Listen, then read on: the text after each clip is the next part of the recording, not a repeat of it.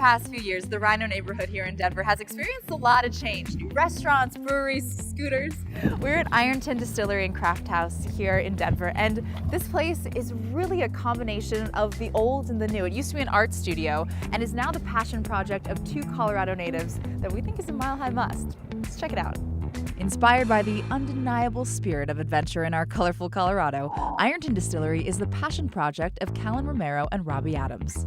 The idea was just being outdoor influenced because we just come back from backpacking, and then eventually just kind of evolved from there into a distillery. And we found this awesome location here in Rhino and we just couldn't pass it up, so here we are. The name also aligned with the history of the neighborhood, which was actually called Ironton back when the iron workers lived here.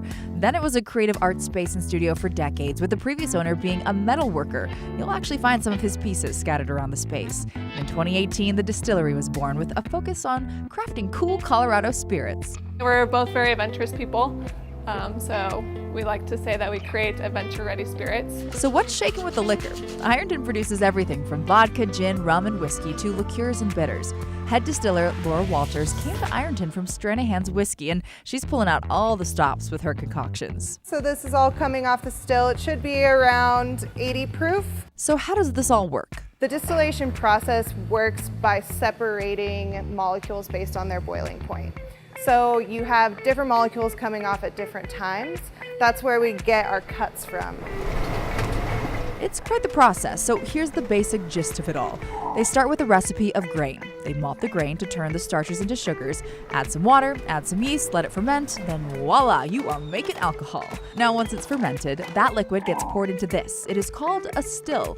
Heat it up to the proper temperature, then the distillation process begins. Then here's the tricky part. Different types of alcohol evaporate at different temperatures. The first type, methanol. That's poisonous. We don't drink that, but Ironton uses it for cleaning purposes. The next part is ethanol. That's the body, the heart, the good stuff, what we want to drink. Then the third piece, the tail as they call it, that's scrapped. Ethanol is diluted, aged, flavored, and eventually poured into your glass. Most days we'll brew and distill in the same day, so we'll be brewing a whiskey and distilling a vodka, and then we bottle maybe once a month.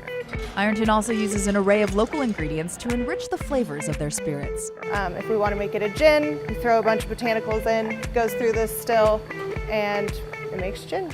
Ironton offers a large list of cocktails at the bar, plus beer, wine, and pizza. Our bartenders are friendly.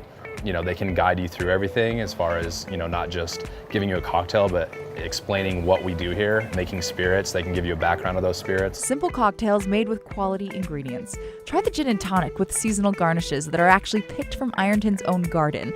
The blueberry lavender spritzer, super refreshing, perfect for the patio. And their old-fashioned, it'll warm you up even on the coldest of days. Kids are welcome during the day. The place is super dog-friendly, filled with art, culture, history, and uniquely Colorado flavors. There's a lot to sip on at Ironton Distillery. This unique gem in the Rhino neighborhood is certainly a mile-high must. For more fun things to do in Colorado, visit 5280.com, thedenverchannel.com, and download our free Denver 7 app to your streaming device.